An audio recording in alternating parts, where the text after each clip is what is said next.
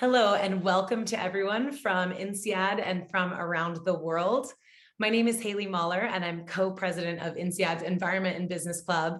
And I'm coming to you live from Fontainebleau, France, where the sun has just come out and it's looking like a gorgeous day here. I'm really excited to welcome you to Ask Paul, Sustainability for Non-Sustainability Professionals, where we will be getting insights from Paul Pullman on how we can all advance sustainability within our organizations, no matter what our formal position may be. Today's event is part of SDG Week, which is hosted in partnership between student clubs like the Environment and Business Club and the Hoffman Global Institute for Business and Society, with support from Accenture. So I'll tell you a little bit about this event today. I have worked in climate change and sustainability for nearly a decade, and it's been really heartening to see the increasing focus globally on the issue, not just from government and civil society, but also from businesses. And in the last few years, I've noticed this pattern where when I tell people that I work in sustainability and climate change, they say something like, wow, I'm so concerned about this personally, but I work in HR for a consumer goods company, so there's not much I can do professionally. Or they'll say, we talk about business, how business can be a force for good, but what does that actually look like day to day for me as an investment banker? So today we're going to get out of the climate change echo chamber and tackle real life challenges. So I'm very proud I will be able to introduce a couple of my colleagues in a few minutes, Julia Pedret, Jet Torres, and Alex Kellaway, who are MBAs about to graduate in December from INSEAD. And they'll be sharing about the tough situations they've faced related to sustainability in their professional lives. I'll also be joined by my co-president of the Environment and Business Club, Noor Ibrahim.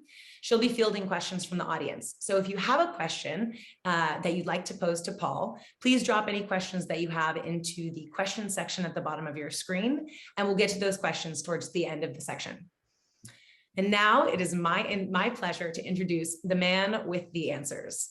So Paul Pullman is best known in business school circles as the former CEO of Unilever, where he led the company not only in an excellent financial performance over about 10 years, but also to become the sustainability leader that the company is today. He's also the chair of Imagine, a social venture dedicated to systems change. And if that wasn't enough, he has just co-written a fabulous book with Andrew Winston, which I have right here, called Net Positive: How Courageous Companies Thrive by Giving More Than They Take. The book is really interesting in that it goes beyond sustainability to tackle other challenges, including inequality, racism, and the erosion of democracy, and how business leaders can approach these challenges. Very easy topics. It also revolves around a central question that I think is really helpful for business leaders to focus their thinking about how they can be a positive force in the world. And that question, I think, can frame our discussion today. The question is the world a better place because my company is in it? You can also pick up a copy of Net Positive at the INSEAD library. So Paul is joining us right now live from the sidelines of COP26 negotiations in Glasgow, which the world sees as an absolutely pivotal moment to see whether or not we'll come together to solve the global climate crisis. Paul, thank you so much for being here. We're very excited.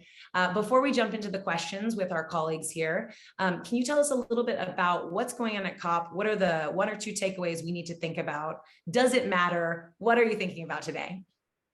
Well, thank you, Haley, and thanks for the opportunity. I've always had a great admiration for what you, Cartella, are doing at INSEAD and certainly at the Hoffman Institute. And I'm a proud member of the advisory board. And my son just graduated last year from INSEAD, so I'm amongst friends, and I certainly have many friends that went to your great institution.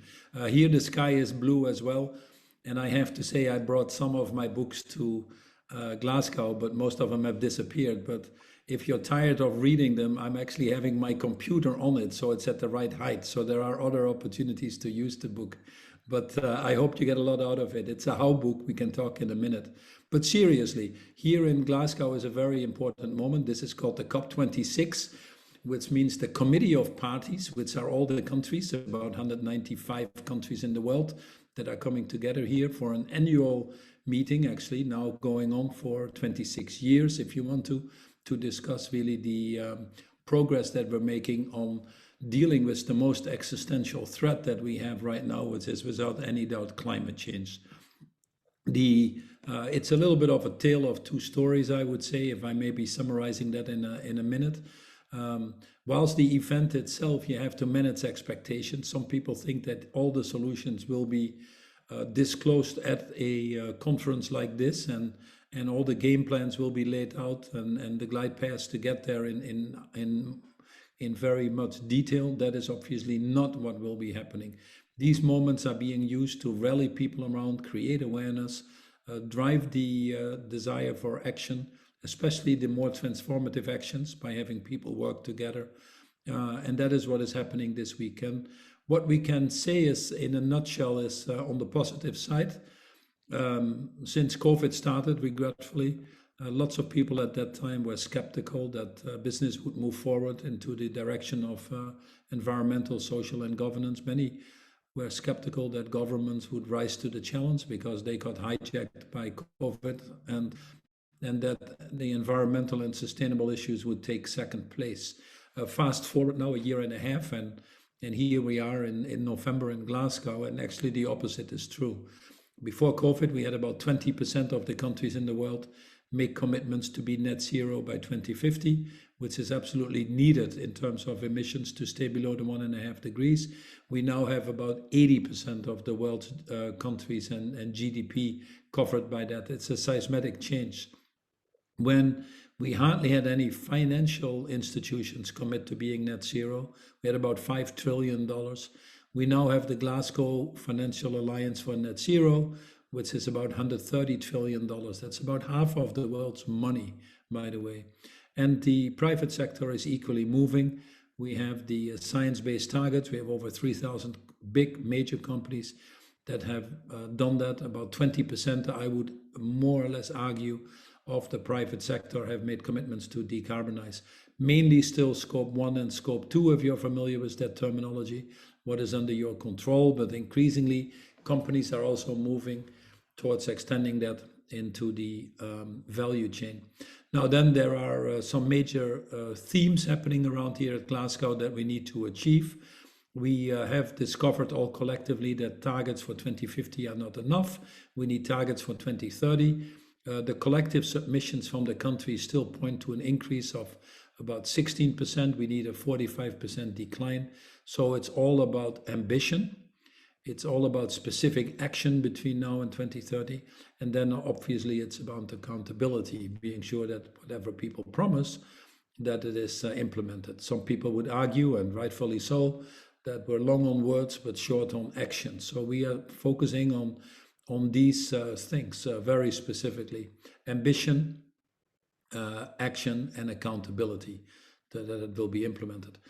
Some big announcements that I'm very pleased about. For the first time, this COP is not only talking about energy transition. There's a lot of things happening around methane now, 30% reduction. That's finally on the agenda. Around sectorial initiatives, shipping, airlines, steel, what we call the high abatement sectors. But also now, for the first time, we have the food and land use systems, our natural capital, if you want to, on the agenda. The way we produce food, to keep it simple, it's about 30% of climate change, basically unsustainable agricultural practices, deforestation, etc. But it's also 30% of the solution. So that's actually a big part of getting to the Sustainable Development Goals, but also getting into goal number 13, climate action. And we're very pleased to see some major announcements happening in these last few days around nature and nature-based solutions, next to all these big announcements around the energy transition. So that's the good side of the story, and we should feel actually positive about that. The flip side is that we've waited so long. Between now and 2030 is now only 9 years. In fact, I would argue 8 years by the time we get to the end of this year. And the issues are just getting much bigger. This is like COVID, it's an exponential issue on climate change. And people would rightfully argue that we have to step up the investments in green energy, which, by the way, was 80% of the investment in energy, even during the last 12 months. But we have to step that up by a factor of 7 times more solar panels or coal, 25 times faster adoption of the electric vehicle. So whilst we're on the curve, whilst science has spoken, whilst we don't have to spend much time anymore on the why, or the skeptics in this case, the how is not going fast enough yet. And that is worrying, because every day we We don't act with that speed and urgency. We're destroying our natural capital. We're extinguishing species. The poor again will suffer more and pay the higher price on that. So that's the issue number one. How can we move faster? The issue number two is developing markets. We're in this together. Climate change doesn't know any boundaries. And we have waited way too long to implement the 100 billion climate fund that we agreed already in Copenhagen in 2012. It looks now with the pressure building up and countries making commitments that we will have the 100 billion as of 2023. So that's good news. But we do need to help developing markets in adaptation, building, in loss and damage, in resilience. And this is a very important thing. Not that the 100 billion alone is enough, but it's a sign of us delivering on what we promised. It's a confidence builder. And the emerging markets don't have much confidence now. If you also look at vaccines, 70% plus of the world population in the developed countries have been vaccinated and double vaccinated, but only 5% in the developing countries. So they wonder if we're serious or if they are second-class citizens. So this is a big, big, big thing. And then the final thing that we need is we cannot only rely on governments to do this or on the climate fund. We also need to unlock the private sector. That's obviously a major emitter, but also a major provider of solutions. So far more emphasis here on showing what the private sector is going to do, also to give the governments courage to come in with bolder targets. And again, there we have some work to do. Businesses can move fast, they can do a lot, but they cannot get to the really big breakthrough issues if they don't work together with governments and change some of these perverse laws, rules, regulations we have on the books. And that is where we will be focusing some of our attention. So that's it. In 2 seconds, if I may, Haley, on the book itself. We don't go into why anymore. We just entirely go into the how. It's not a Unilever story or a Paul Pullman story. It's really to help all these CEOs and anybody in business, but I believe larger society, to figure out what the future, what we should be doing to guarantee a future for all of us, the planet included, future generations included. So the book very simply says, how can companies profit from solving the world's problems, not from creating the world's problems? And indeed, with the burning question, is the world better off because my company is in it or not? And what we see is that this year World Overshoot Day was July 29th, which is the day that we use up more resources than the world can replenish. I would argue that every day after that, we're actually stealing from our future generations. So if companies say, I'm in the CSR mood, corporate social responsibility, to be less bad, which is where most companies are at best, that's just not good enough anymore. Less bad is still bad in my dictionary. I've always had a problem with that thinking. I used to kill 10 people, so I was a bad murderer. Now I only kill 5 people. That makes me a better murderer? I don't think so. So with Unilever, I always had this idea from the day I arrived that we should be trying to be decoupling growth from environmental impact, for example, increasing our overall social impact. So then companies say, I understand that. I don't want to be less bad. I want to be sustainable. But frankly, sustainable is neither good nor bad. It's a very admirable position to be in. But when the world is already overshooting July 29th, we need to think restorative, reparative, regenerative. And this is what we call net positive.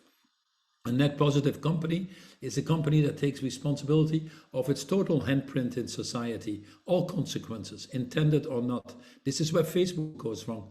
They say, yeah, we connect people, we provide a platform, everybody's using it.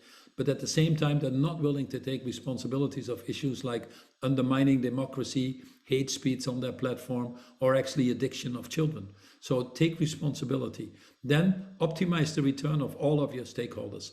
If you are thinking longer term, then automatically that brings you with sustainability. You can't have an infinite growth on a finite planet. Anything you can do infinitely is by definition unsustainable. So you have to start thinking sustainability if you want to be around long term. And for that, you have to optimize the return of all of your stakeholders. And that is what the book talks about. It also points out then that the shareholder return is actually a result of what you do. That shouldn't be the objective. Think about it as your white blood cells in your body. You need white blood cells to live, but I don't think any of us lives for white blood cells. And then the final thing that we're covering in the book is the need to be part of these broader transformations. You cannot sit on the sideline and only look at your own smaller company interest. You have to be part of these bigger transformations and these partnerships that really solve the issues at scale. And if you fulfill those and you do them consistently across all operations, I would argue this issue needs to be tackled across all disciplines, across all parts of the organization. And we can talk that in detail. Then you have to do it consistently. You cannot do one thing here and another thing there that is contrary to it.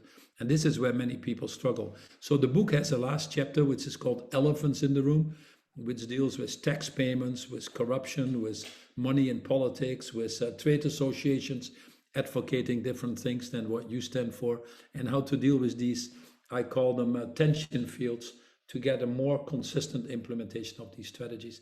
Worth reading. I hope it helps you. We will really, it's not about book sales for us, it's more about starting a movement where net positive becomes the standard. How can I work for a net positive company, go to a net positive university? How can I make my company net positive? That has to be our thinking, making this world better, not worse. Here we go. Haley, back to you. Yes. Fantastic. Well, thank you so much for that introduction. And it's good to hear that you sound very positive on this. And I think one of the great things about the book is as you say, it's a how book and really focused on what individual people can do. And I think that's a great transition into our question portion here. So our first question that we will be receiving is from Julia Pedret, who was a consultant in Spain prior to coming to INSEAD. And a lot of INSEAD students and a lot of folks who may be tuning in here are headed to consulting after they graduate. So we'll turn to Julia for her question. I think this will be really interesting to consultants in the audience and others on how you personally can tie your own behavior to some of these bigger, broader issues that you've been talking about, Paul. Yeah. Julia? Hello. Nice to meet you. I'm in the Singapore campus of INSEAD. Good. Really, lucky you. Yeah. I'm looking at the skylight. It's really I've nice. Been there many times. It's right next to Unilever. Really? Well, Yes. I don't see it, obviously. So I'm here to ask a question about how can individual consultants make an impact. So I've been interested in sustainability since I started in my company almost 3 years ago, but I'm from Spain and there was no projects close to me that were related to sustainability. The topic hadn't reached the country yet. So in the end, I found myself committing time outside of projects and being overloaded with work, and also having to do projects in New York or London and losing my network inside my own office. So I have two questions coming from my personal situation. The first one is, how can consulting firms make an effort to be net zero or even net positive? Because I know most of the big ones are already net zero, but what's the next step? And then how can individual consultants have an impact on this, especially since we're one in many? And especially when we're not in countries where this is already started. Yeah, well, I would argue, Julia, that every country has started now. Every country has made commitments. We've clearly put a stake in the ground in Paris that we're going to decarbonize the global economy. You might argue if it's 2050, 2060, 2070. You might argue that some governments are more serious than others, but broadly, we're moving in that direction. And we are seeing most of the companies making commitments now to also be net zero. We're seeing half of the market's financial capital making those commitments. So it's hard to deny that. Even countries like Indonesia, I had the pleasure to talk to President Jokowi the other day and Pak Luhut, one of their leading ministers, or the Philippines or other countries, Vietnam right now, they're making very, very strong commitments to get out of coal, to start transforming. So it's hard to miss the boat there, and for good reasons, because these countries actually are paying a disproportionate price in climate change. They understand that. They need help in financing and technology and risk mitigation, if you want to, but broadly they are there. So consultants, I talk about it in the book Net Positive, that we need to go well beyond scope 1, 2, 3, and you now have to start thinking about scope 4, 5, 6. When I was in Unilever, I did not want to work with PR agencies or consultants that were doing things that were opposite to what we believed. For example, one consultancy was actively working on the Canadian pipeline and tar sand and trying to promote the fossil fuel coming out of that. That was so opposite to what the world needed to decarbonize that I said to that consultancy we were working with, you make up your mind. I respect you as a human being. I'm not going to be difficult, but you either work for us or you work for them. But I am part of your network or your ecosystem. I want that consistency. So, for example, some of the consultants chase any client at any cost.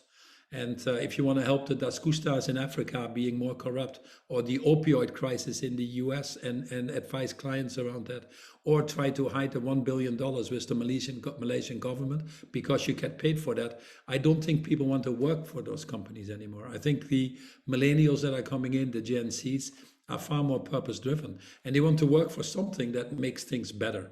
So companies that chase money as their prime objective, that put profit before purpose, as Facebook, for example, is accused of, and I'll be very direct here as a Dutchman, because it's all between us to make the point.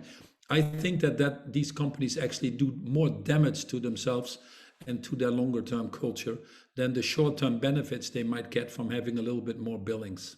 So what consultants can do to get to that question is a very important thing. First of all, most of the carbon impact in consulting is travel. So, that is probably the easiest thing to get a net zero or even positive impact. You just put solar panels on your offices, and you have serious projects that we have now in the world on carbon offsets, not the phony offsets, but the real ones. Consultants can certainly afford that. Then your operations can be carbon neutral. That's why it's silly, by the way, for consultants to make a commitment to be net zero by 2050. That's not much of a consultant, because consultants have to lead. They have to be showing that it's possible before other companies can do it. And on top of that, their business model is so easy to do it that they shouldn't. But that's not really the biggest impact for consultants. I just think that's table stakes. That's a hygiene factor. And if a consultant is not willing to make that commitment, I wouldn't want to work for them, because they're definitely then part of the problem. The second thing is through your clients. You have an incredible network. If you are EY, or if you are Deloitte, or if you are KPMG, or if you are McKinsey or BCG, you have an incredible multiplying effect through the clients. I don't think that that it means not working with people in fossil fuel, or not working with clients that have plastic pollution, or not working with clients that still have human rights issues in the value chain, like probably most do, but to really work with clients to actively accelerate that transformation. You have a big role to play there. And that's a scope 3 for consultants that you have to take responsibility of. That's very important. I don't think many consultants have really done that yet fully in their business models. And I talk to a lot of them, and they're all trying encouragingly, but there's some way to go. And then in the book, I talk about scope 4, 5, 6, which actually goes beyond that. It is also looking at, for example, working on the systems changes. It is surprising to me how long it has taken the 4 big accounting firms to be active part of developing reporting around environmental and sustainable capital. It had to come from the rest of the business community before they caught on that was an opportunity for them, that they should get involved in that. They really laggers. So being more on the foreground of that advocacy, of that systems change that is needed, is where we need the brain power of consultants. There's no question about it. We also would want the consultants to be a little bit more proactively in the advocacy. Governments and others need to hear from a broader part of the population the changes that are needed. And also there, I'd say they need to step up a little bit more to the plate. So lots of multipliers and lots of influence in a coordinated and coherent strategy that I think will build the consulting brand. It will attract talent because it's a business of talent versus risking of losing talents if they don't. And it would put them in the right place, I think, of what role they should play in society. So very much so. And it's a big business opportunity, once more. My point in all of this is opportunity, opportunity, opportunity. Unilever had 300% shareholder return during the 10 years that I was there, 19% return on invested capital. If you do this well, it's actually big opportunity. Why? because the cost of not acting now has become higher than the cost of acting, as COVID has shown. COVID, we've paid $17 trillion on Europe and the US, just on rescue packages. We're not even out of the woods. Then we have lost about 27 trillion in global GDP over this decade, according to the IMF. And that compares to implementing all of the sustainable development goals, which cost you $3 to $5 trillion a year. The cost of inaction now is higher than the cost of action. That's one of the revelations, I think, of COVID. And that's just has propelled a lot of people in that. So I hope that answers your question, Julia. Yes, thank you so much. Mucho Fantastic. gusto. Thank you, Paul. Encantada. Speak Spanish, amazing. Sí, hablamos español. Podemos hacer toda esta charla en español, pero hay tanta gente que no lo habla. I think we may we can't assume that about all of our audience members. So if it's okay with you, I think we should continue in English. But I think you talked a little bit there. I thought you wanted to switch to Dutch. Okay, maybe with Alex. Alex speaks some Dutch too. So we'll move on to our next question here from Jet Torres, who is originally from the Philippines. Jet, you talked a little bit, Paul, about leaders and laggards. And Jet's question has to do with leadership and the motivation behind leadership to move towards sustainability. There's lots of accusations of greenwashing and using sustainability as a buzzword for marketing purposes, even if the leadership is just giving lip service to it without actually being fully bought in. So I'd like to introduce Jet, who has a question from that perspective. Hey, Jet.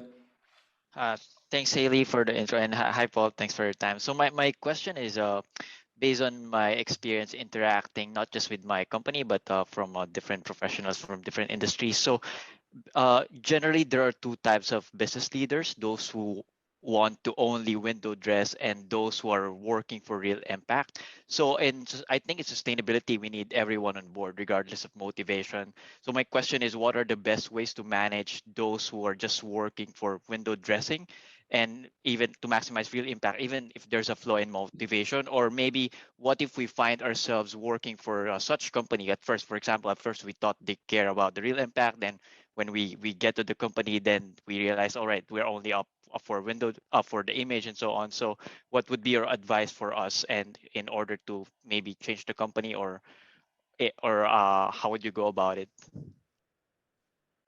So I don't disagree with you, Jet. There are, and I see a lot of CEOs every day, and there are some that get it, and some that don't get it, like in the rest of the population.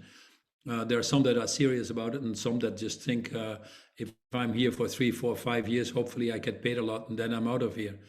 So I do think, though, to be honest, Jet, that latter group of CEOs or latter group of leaders, I wouldn't call them only CEOs, they can also be in other parts of the company, are not going to be successful long term. Increasingly, they will be isolated because people don't want to work for them, or they sap your energy versus giving your energy.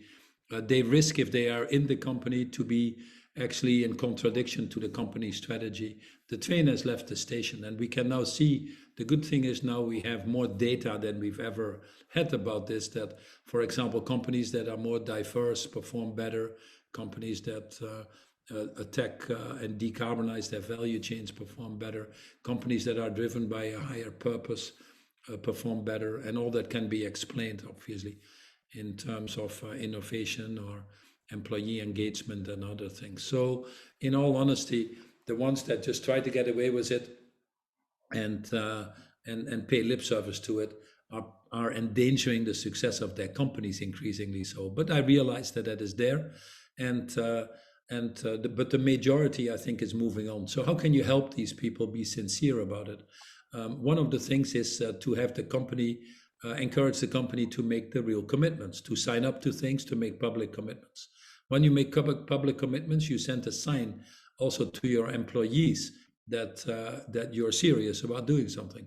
Nowadays, I don't think you can get away anymore by making a big commitment that you decarbonize, but then you're unable to show what your carbon footprint is or what you're actually doing to reduce it. People will hold you to a higher level of account. Every company now has a Greta Thunberg in there. Employees are willing to walk out. So if there's a lot of hogwash, in the stories. I don't think you get away with that anymore. The boards have a role to play. You can activate the boards much more, make them really climate competent, ESG competent, and the board should understand how that relates to value creation. You could link it into compensation. In fact, more and more companies are starting to link ESG into compensation, and that drives the incentives. And then from where you're sitting, if you're in the company, I would say the best thing you can do is to continue to show in your area of expertise, wherever you are, that it's actually a better way to get results. That should not be difficult, to be honest. In most parts of the organization, you can show that if you hire people that are more purpose-driven, that really want to change, that they are higher engaged, and actually more productive in the end, more creative. You can ensure if you're in HR that you hire a diverse workforce that includes people of all different backgrounds, including disability and racial and all the other things. So within a company, 1 million decisions are taken by people that work in the company, not by the CEO. And then over time, you show that that is linked to results increasingly. In Unilever, we saw that brands that were more purpose-driven were also better performing. They were more profitable. And the more we could show that, the more other brands aspired to be there. And the more these leading brands moved the standards up, the harder these other brands were starting to work on getting there. So success breeds success also within a company. If then you still have some people that don't believe in it, and I've dealt with them my whole life, some people that don't think it's important to have gender diversity. And anytime you go to the bathroom, they make derogatory remarks. But I've learned over time that these people get isolated more and more. Their circle of influence shrinks, that doesn't expand. And if companies, they are increasingly becoming smart enough to understand that those people become blockers of the system, not enablers in the system. But it's sometimes frustrating. I've also worked for bosses that, I was,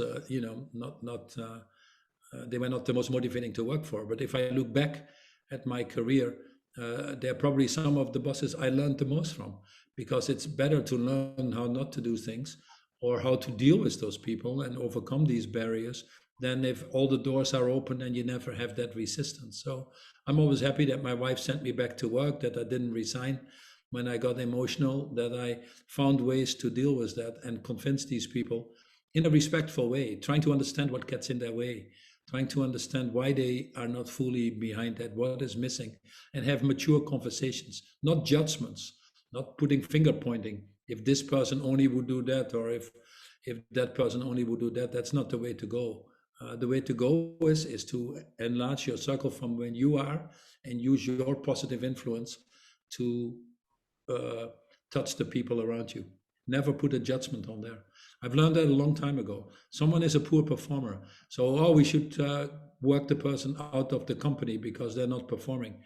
Well, why don't you just first talk? It might be that his wife just died, that the kid is sick, that there's a tremendous other pressure in the family that you're not aware of that is on the person's mind. Try to always find out what is happening and how you can help people versus judging. We are not here to judge others, to be honest. I've always had a problem with that. So even with these bosses, show positive energy, show goodness, show compassion, show empathy, show humility. And there are so many facts now for you, Jet, that help you to do that on the sustainable area that it's hard to miss nowadays. And so I recognize that there are a few companies in the world where, I would not want to be part of, but then I think the people also themselves discover if they're very good, they don't want to be part of that. And these people have a hard time keeping talent. and so they'll go out of business, hopefully. And that's a good thing. Great. Fantastic. Thank you, Paul. Jed, did that answer your question? Yes. Thank you, Paul. Awesome. Great. Thank you. All right. Well, we'll move on to our third and final question from our MBA students here. This one is coming from Alex Kellaway, who's from the UK. And I think one of the issues that we've been talking about here is what you can do kind of internally within a company. But of course, no company exists in a vacuum. We all are within a larger system that includes governments and NGOs, et cetera. So Alex was working at a global FMCG company and wants to ask a question about that larger systems change. Great, thanks, Hayley. Hi, Paul. Yeah, so, oh, am I on? We can see you. Right? Don't know what happened to my video there. As Hayley said, so I previously worked at a major FMCG company throughout supply chain. And we had a lot of sustainability initiatives. Everything was built into our performance indicators. So they really were very committed to working forward. But every now and then we would get something come from external that would go against the goals that we're trying to aim. And, you know, sometimes in like food safety and consumer safety, those kind of aspects. How can you as an individual deal with those conflicts in your day-to-day, and how can companies work with public bodies that have so many competing aims to really make sure that their sustainable initiatives are moved forward? What I imply from your question, Alex, is that would be that things might come from governments, etc., that would actually work against becoming more sustainable and more equitable and all that stuff. That's what you're referring to? Yeah, for example, I know a while ago there was talk from the German government about using kind of virgin cardboard rather than recycled cardboard in all sort of consumer products, which is obviously very against a sustainable future. So yes. So obviously there, if you look at, for example, the food and land use system or the energy system, we still have quite a lot of perverse legislation on the books. You know, the European Common Agriculture Policy is not really helping become more sustainable or regenerative. It's not helping Africa either. Or we are seeing continuously that as much money is flowing to the fossil fuel companies. The gumbo field in the UK is a good example of that now. And when we know we can't afford nor need any more reserves of fossil fuel, we have discovered well above what we need to stay below 1.5 degrees. So governments are driven sometimes by election cycles, by short-termism. That doesn't help for doing the right thing long term, just like businesses are. So you're just giving that example. I always go through a few steps very quickly. The first one is get your own house in order. Be sure that you are trying to do the best you can and with the best knowledge that you have to work your own company into being more responsible on the social and environmental fronts. Work with your partners in your value chain. That is what I call earning a seat at the table, if you want to. And that builds trust. And you operate with that transparency. In Unilever, we gave 50 targets out and people said, why so many, etc. Because I felt that the transparency builds that trust. Yeah. Then you get into the broader partnerships that might be at industry level, where you get together with companies. Oh, I think Paul's having a little bit of a glitch there. We'll see if he comes back in just a moment. Paul, can you hear us?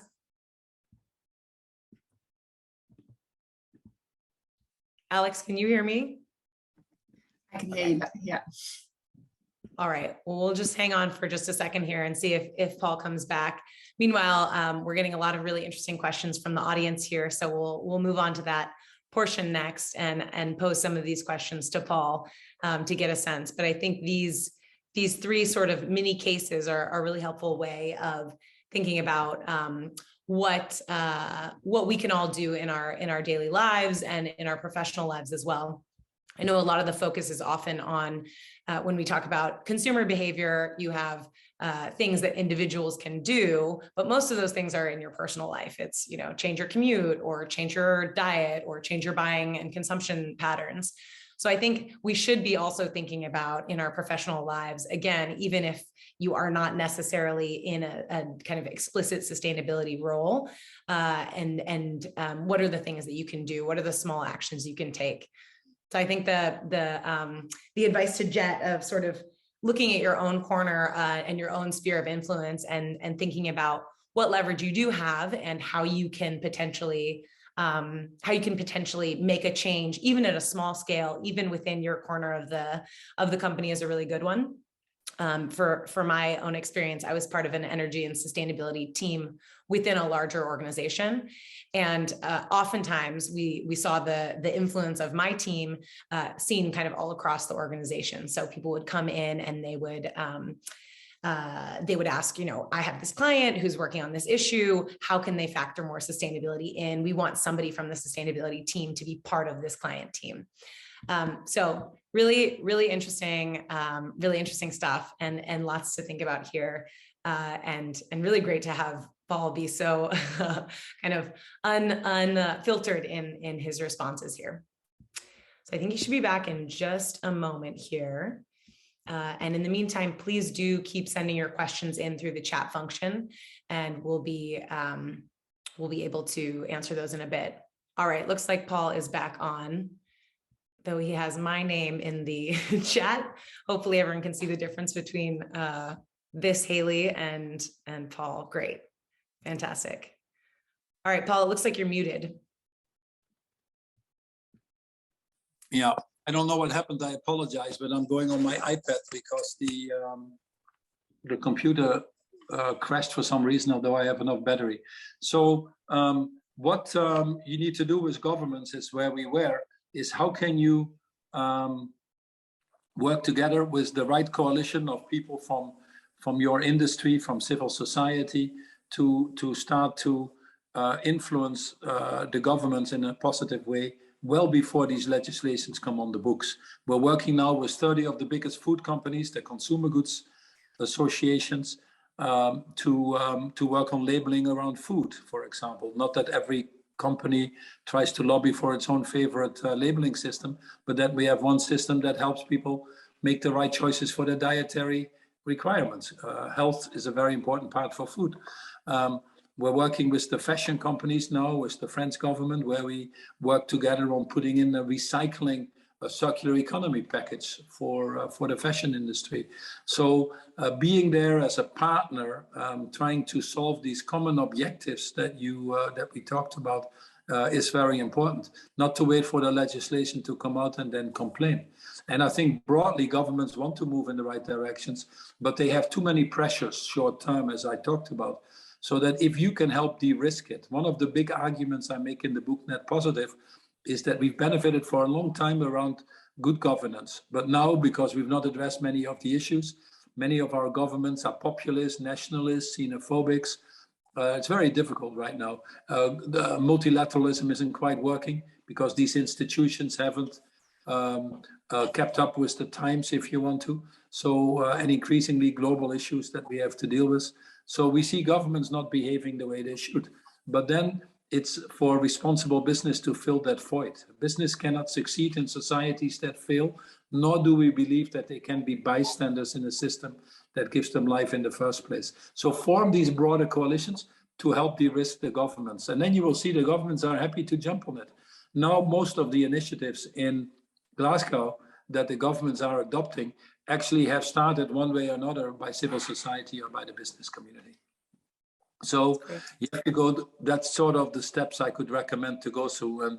And if you're a small company, you say, yeah, but how can I do that? You always are part of a bigger association or, enlarge your influence directly or indirectly. That's when I was chairing the Chambers of Commerce globally, or the UN Global Compact, or the World Business Council for Sustainable Development. These are organizations that are increasingly, believe it or not, pushing these boundaries and de-risking the political system. Great. Awesome. Thank you so much, Paul. Great. We'll turn to some of the fantastic questions we have coming in, pouring in from all of our attendees here. One question that is a bit more about kind of this concept of net positivity and drilling down a little bit more in what that concretely means. The question is, how does a net positive company, A, quantify net positivity, and B, decide what an appropriate share is to keep as a reward for good behavior? So what profits should you keep versus do other things with? Yeah, so what profits you should keep is reasonable profits that allow you to continue to stay in business and satisfy reasonable returns for all of your stakeholders, including the shareholders. So I've always felt in Unilever, we don't hit the ball out of the ballpark every year, but if Unilever gives an 8 to 10% return, for example, in today's environment, which is a globally adjusted risk return, on average to our shareholders, and you look at that cumulatively, then it becomes a pretty good investment for most of the shareholders that you need. Sure, the speculators might not like that, but fine, they can go somewhere else. So you don't have to run it for everybody. I've always said, by the way, and this is a very important thing I'm going to say, companies need to actively seek the shareholders they want. Companies get the shareholders they deserve. But many companies run their businesses short-term. They get short-term shareholders. One of the reasons I abolished quarterly reporting and guidance and moved compensation to the longer term was to change our shareholder base to the longer term. I spent a lot of time on attracting the right shareholders, not dealing with all the shareholders that were there. By the way, there are millions of shareholders in big companies like Unilever, and they all have different opinions. None of them has ever run the company. So if I would listen to all of them and try to keep them happy, I'd be bankrupt before I even started. So you have to play your own game, and you have to be sure that they're all satisfied. In Unilever, there were some years that we didn't have shareholder return. Now, other years that we had spectacular returns. But a 300% return over 10 years is a pretty good thing. And, you can't really complain about that.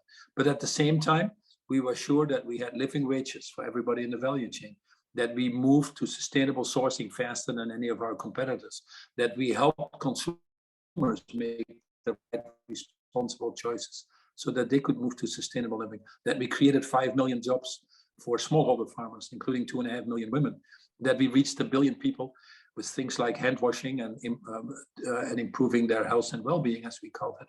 So these are all stakeholders that are important to us, and they all form part to, over time, also ensure that the shareholders have a longer-term return. These companies are built to last, not built to sell. And that and it's a fine balance, because not everybody agrees with you there. But CEOs are in their jobs to manage these trade-offs, and you need to explain that.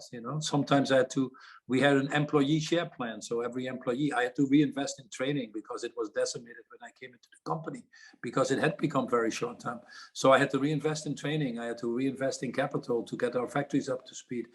I had to reinvest in shareholder plans that I wanted all of our employees to be owners. But I explained that to the financial market and said, might not be your turn right now, or I will not go up in profit so much as our competitors, but I think I'm putting better pillars in place to guarantee your future growth. Look at the Kraft Heinz story versus Unilever. Kraft Heinz, very short term, cut everything, including people, not working on anything sustainable, human rights, whatever. So I squeeze out the last drop out of the lemon to show you profits. But how long can you do that? Where does that lead you to? That's why you see their share price has totally collapsed. Unilever's continues to move up. It's a long-term game we're playing, and you need to then attract the long-term shareholders, hopefully enough of them to support you in your strategy. Yeah. I think the trade-offs point is a really, really good one. And I've got kind of a tough question for you here. So this question is about, Unilever specifically has, articulated a vision about being purpose-driven and sustainable and all of this. You have a brand like Dove, where the messaging is trying to look at body positivity and raising self-esteem.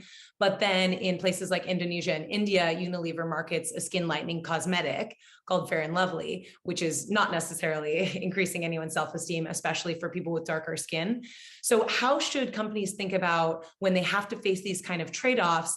And maybe another question is, how should companies respond when they maybe don't get it right and people are upset? Oh, if companies don't get it right, they need to evolve. When I came at Unilever, I didn't think the X and the X image of deodorants and how women were portrayed was really up to the times. Most of the advertising that you have still is fairly denigrating to women. There are very few women heroes in movies. Women in advertising do the dishes in the kitchen or serve the tea to the men. And times have moved on. And what you see here is that if you really change that and respect that, you actually do better. We could show that. So we started a broad initiative, which was called Unstereotype, with UN Women, and we brought that in to all of our competitors as well. And you try to use your size and scale to move that forward. So brands have to evolve as well. I always, by the way, find it interesting that here we let people in the West buy bronzing products to have a skin color and a tan, and we put everything on to look differently. But when in India, there's a long-term habit to put cream on there, not just to get whitening, but also to get fair skin, etc., then we from the West are often criticizing that. Now, I'm not saying you don't have a point, but you have to be consistent.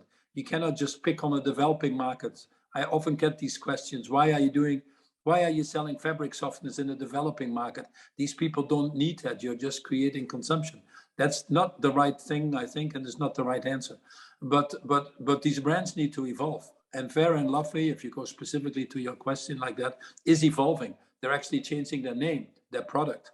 And by the way, that product was invented because the issue was already there in India, where people use horrible bleaches to destroy their skin. So Fair and Lovely filled a market at that time to come with a skin cream that actually has a lot of the body cream healthy skin connotations that also results in a more smooth, what they call fairer skin. But then it has to evolve, and frankly, the brand is doing that in this case. So if brands stand still, if the light bulb gets invented and you keep selling candles, it's not a smart strategy. So if I look at the brands in Unilever as well, some were better and quicker at that than others.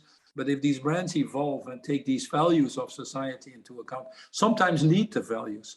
There's a brand in India called Brooks Brand, which is a tea brand, and they were very progressive, bringing Hindus and Muslims together, or changing social norms and behaviors around castes, which, by the way, was criticized. When you make these moves, you always get criticized, by the way, with a group of the population that doesn't want you to change. But we have always taken very courageous stance. The same with ice cream. We've had LGBT variants on all of our products, and we've moved the boundaries there. Ben & Jerry's is an example of a total activist brand. So I actually believe myself as an activist CEO, how I would describe it, that we really have to move these boundaries. And I think broadly we've done that. Do we get it wrong sometimes? For sure. Even the Dove brand got into trouble in the US when they ran an advertising that wasn't meant to be, but it was showing how people got better skin, and they had it looked like a darker person became white because it had a whole sequence of different people, and it was not interpreted by the Black community as positive. We had to apologize and learn from that and move on. It's very sensitive, all these things, but you have to really be relevant there, but also willing to push the boundaries. 75 to 80% of society wants CEOs to speak up when things happen that undermine democracy or human values, and CEOs have a role on that, and brands are a great way to express that as well. Well, and I think the interesting thing is around kind of who's driving it. Is it coming from consumers? Is it coming from corporates? We have a question here about which way you think that should go. You talk about courageous leaders in companies. Some are just responding to what their consumers are saying, but in some cases, they're the ones leading and trying to bring consumers along with them. We have the example of meat, for instance, and alternative protein opportunities. So do you think that that those two things have to happen together, or are there sort of certain sectors where it should be the companies leading and consumers follow, and others where consumers are leading and companies are following?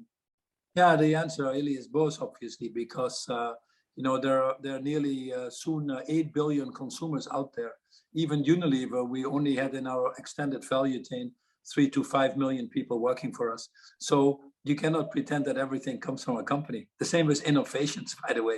A lot of innovations happen outside of companies that then companies wake up, or so to pretend that the company has that right, or the citizens. Now, there are some things that citizens cannot do. Many companies are B2B, or the citizens cannot create some of the technological solutions that might be the answer to many of the problems.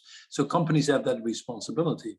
When we invented fabric softeners that only had 1 rinse instead of 3 rinses, that get the product cleaner or fresher or make people feel better on their skin, that's a thing, that's a technology. When we improved our hand washing, which is a very important product, Lifebuoy, for example, a bar soap, and got better disinfectancy with less water use, then we create habit change that is very important.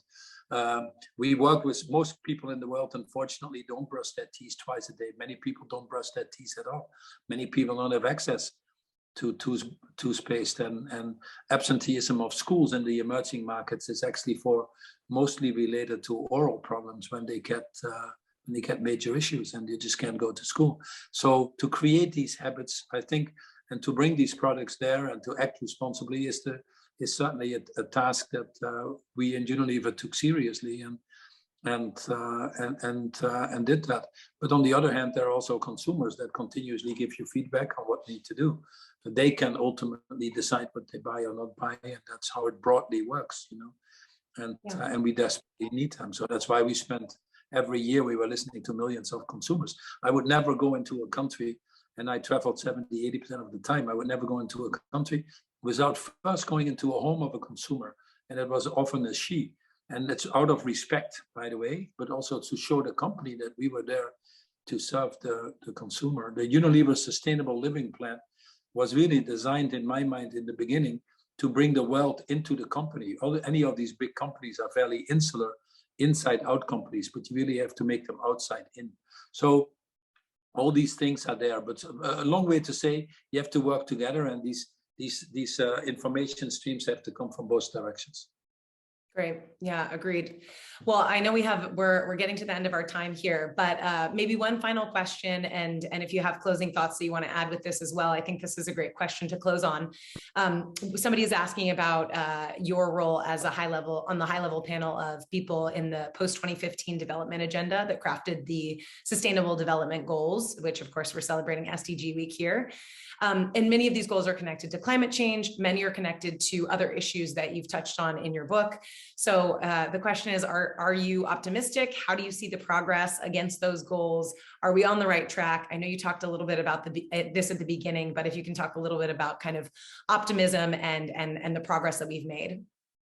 Yeah, so I was honored enough to be asked by, at that time, Secretary General Ban Ki-moon to be part of this high-level panel of 27 people to develop the Sustainable Development Goals, which really came out of Rio +20, where we all were in 2012. And these goals are a 15-year time frame following the Millennial Development Goals. Simple objective, irreversibly eradicate poverty in a more sustainable and equitable way, not to leave anybody behind.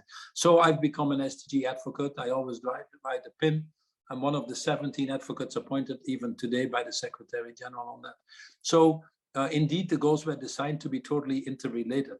If you have climate change now, or you can directly see, for example, with COVID, destruction of biodiversity, climate change, inequality, human health, racial dimensions, so it all ties together. You cannot really solve one goal without affecting other goals as well. And that's the beauty of it, but also sometimes difficult for people to put their hands around it. Am I an optimist or a pessimist? I always like to quote Desmond Tutu, who was on a panel with me in the UN. And when he was asked that question, he said, I'm a prisoner of hope. And a prisoner of hope is probably the best way to put it. I think it is within all of our means. Never, ever have we been so forewarned to do something about it. And we've also actually never been so forearmed with tools to act. So we are in a very good position. Any study you look at, by all means, it shows that we can stay, for example, at 1.5 degrees, that collectively we can solve the issues that are laid down in the Sustainable Development Goals. Why am I saying that with a certain level of hope or optimism? The first thing is, I've always said to myself, if you have to choose between being an optimist and a pessimist, I will always choose an optimist, because they might have the same life, but an optimist has a happier life. And I've sometimes gotten into the temptation of getting into these negative trains of thought, but they don't lead you anywhere. This defeatism is not a solution to any of the challenges that we have. So train your mind to be realistic, but never to get into that slippery slope, because it doesn't lead to anything. One of the major concerns I have is that over 50% of the people in this world are desperate. They don't see an outcome. They don't see a solution. And that's a very sad thing, because what is the alternative? Or we're all doomed? I don't think so. We have it well within our means to do something. And the reason I am on that side is, first of all, technology always surprises us. Technology is always faster and the impact is always bigger. Look at how quickly the cost of green energy has come down. Even in 2014, the International Energy Agency was saying it will take till 2050 to get 5 cents per kilowatt hour on solar and wind. We achieved that in 2020, 30 years earlier. And I can take any example. The second thing I'm optimistic about is the young people. Young people are so purpose-driven, innovative, creative. They want to change this world. There's so many ideas there. That gives me hope, and they pick the right companies and have the right ideas. The third reason I'm optimistic now is, I think, believe it or not, the financial markets are moving, and the financial markets are actually driving more scale in companies than we probably realize. And one of the things is not because they're altruistic or they have higher moral standards. I personally don't think so, but it's just the cost of action and inaction. This is now becoming, even if you're a Milton Friedman shareholder return person, which I know there are not that many around anymore, but even if you are, it still is better to now think about the environmental, social, and governance issues and integrate them in your business model if you want to have longer term returns. We're at that point now with the cost of inaction being higher than the cost of action. So all these to say, I'm a prisoner of hope, and I hope you are as well. You're a very fortunate audience to go to INSEAD. You're well educated, you're financially independent, you got your education, you didn't have to worry about issues like hygiene or stunting or open defecation when you grew up. In other words, you won the lottery ticket of life. You really didn't do much for that yourself. Like me, I was just born in the Netherlands, the right country. I could have been born somewhere else. So if you have won the lottery ticket of life, you belong to the 5% of the world population that has actually won it. And it's your duty, it's your obligation to put yourself to the service of the other 95%. This is a whole of world issue that we all own. And since you're in a position to do something about it, that's where you should consecrate your lives. And if you can find that sweet spot between what you're good at, what the world needs, and what you're passionate about, then you'll have a very successful career in whatever you do. That's amazing. Thank you so much. Definitely really, really good advice there, and something I'll be taking to heart. Thanks so much, Paul. This has been really fantastic. I wish we had another hour to go into some of the other questions we've received, but really appreciate your time. To everyone who tuned in, thank you so much. To Jet, Alex, Julia, Noor, thank you so much for being part of this. We have a lot more exciting events coming up in SDG Week. Up next is tonight a fantastic in-person session with Professor Rebecca Henderson on reimagining capitalism. That is hosted by the Social Impact Club at INSEAD called Endeavor. 7 p.m. tonight. If you're on the Fontainebleau campus, please stop by. Also, I'll give a pitch for the next Environment and Business Club event, which is tomorrow night at 7 p.m. at the Society Bar. We're hosting a sustainability speed dating mixer. Paul, wish you could stop by, but I know that's a bit far away from Glasgow. There's also a survey that you all will be receiving after this to respond to how you thought this event went. And please do tag the Hoffman Institute on any social posts that you do using the hashtag SDGSmart. So thank you so much again. That's all from us. Thank you, Paul, for joining us, and good luck at the rest of COP. Thank you all. And Rebecca is a great friend, so say hello to her, but you'll enjoy it. So hope to see you all soon in person. Above all, be safe. Thank you. Wonderful. Thank you so much. Thank you.